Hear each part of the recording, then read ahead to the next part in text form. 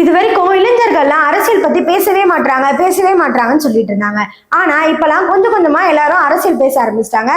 ஆனா ஆட்சியில இருக்கிறவங்களுக்கு தான் பதில் சொல்ல முடியல.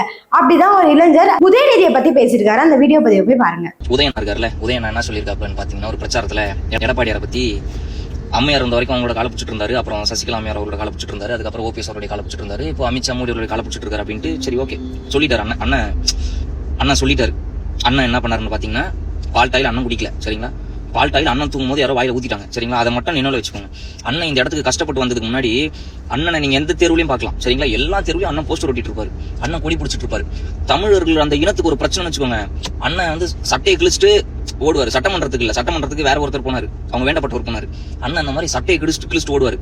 இன்னும் மக்களுக்கு தமிழர்களுக்கு ஒரு போராட்டம் அப்படின்னா, எந்த ட்ராக்ல ட்ரெயின் வரலையோ அந்த ட்ராக்ல அண்ணன் என்ன பண்ணும் பார்த்தா தலையை வச்சு படுப்பாரு சரிங்களா. இந்த மாதிரி பல கஷ்டங்களை படுவாரு. அதே மாதிரி ரொம்ப உத்தமர்கள் பிறந்த இதுவரை நீங்க கண்ட உத்தமர்கள்ல மிகவும் முக்கியமான ரொம்ப ஒரு உத்தமமான ஒரு உத்தமர்கள் சரிங்களா. நீங்களாம் பேசலாமா இதெல்லாம்? அவர் எப்படி வந்தாரு, நீங்க எப்படின்னா வந்தீங்க? அவர் வயசு என்ன, உங்க வயசு என்ன? அவர் எவ்வளவு கஷ்டப்பட்டாரு, நீங்க என்ன கஷ்டப்பட்டீங்க? கருணாநிதிக்கு பேரனா போறீங்கன்னா உங்களுடைய தகப்பனாருக்கும் எந்த ஒரு தகுதியும் கிடையாது சரிங்களா. அவர் கருணாநிதிக்கு மவனா பிறந்தாரு, நீங்க பேரனா பிறந்துட்டீங்க சரிங்களா. இதை வச்சு இதெல்லாம் ஒரு தகுதின்ட்டு நீங்க வந்து எடப்பாடியார பேசுறதுக்கு யார பேசுற ஒரு தகுதி இருக்கு சரிங்களா. நீங்களாம் பேசுறது உங்களுக்கு நான் பதிலே சொல்லிருக்க கூடாது. நீங்களாம் பேசுற அளவுக்கு ஒரு தரம் தரல சரிங்களா. கஷ்டப்பட்டு அந்த மனுஷனுக்கும் அப்பா சட்டை போட்டு உட்காந்துட்டு இருக்கு உங்களுக்கும் நிறைய வித்தியாசம் இருக்கு சரிங்களா. நீங்க எப்படி வந்தீங்கன்னு ஃபர்ஸ்ட் தெரிஞ்சுக்கோங்க. அரசியல்னா என்னன்னே தெரியாம அப்பா சட்டையை போட்டு அப்பா சீஃப் மினிஸ்டர், நீங்க டெபுட்டி சீஃப் மினிஸ்டர். இது ஒரு தகுதி. அவர் காலை பிடிச்சாரு, இவர் வந்து படிச்சு மக்களுக்கு போராட்டம் பண்ணி மக்களுக்காக களத்துல நின்று இப்படி வந்தீங்களா? நீங்களே தான் சொல்லிருந்தீங்க கொஞ்சம் வருஷத்துக்கு முன்னாடி, என்ன அரசியல்லாம் வர மாட்டாங்க, அரசியல் எனக்கு தெரியாதுன்னு சொன்னீங்க. இதுக்குள்ள எங்க அரசியல் கத்துக்கிட்டீங்க? அவ்வளவு ஹார்ட் ஒர்க் பண்ணி, அவ்வளவு சீக்கிரத்துல அரசியல் கத்துக்கிட்டு, அவ்வளவு ஹார்ட் ஒர்க் பண்ணி இவ்வளவு சீக்கிரம் டெபுட்டி சீஃப் மினிஸ்டர் ஆகிற அளவுக்கு நீங்க வரீங்கன்னா நீங்க யாரு காலை பிடிச்சிங்க?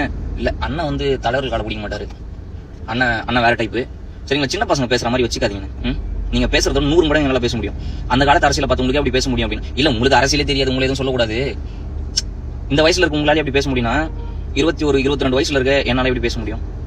பார்த்து பேசுங்க. தேவையில்லாத வார்த்தைகள் வேண்டாம். அரசியல்னா அரசியலை மட்டும் பேசுங்க. மக்களுக்கு எது தேவையாத மட்டும் பேசுங்க. தேவையில்லாம பேசி அரசியல் வந்து திசை திருப்பாதீங்க. நன்றி.